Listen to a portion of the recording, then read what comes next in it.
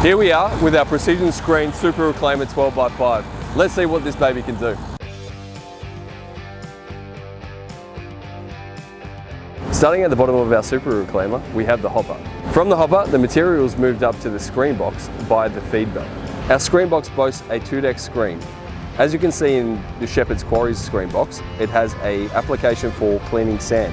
This includes the wash kit that we provide, as well as some poly slides that also help process the sand. The Super Reclaimer 12x5 has an output of up to 300 tonnes per hour, depending on your material.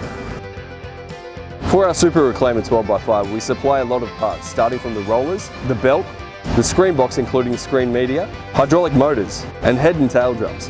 Thank you to Shepherd Quarries for having us today, as well as Norm Shepherd for showing us around on site. If you have any questions regarding the Super Reclaimer or any parts, if you have an existing machine, feel free to contact us.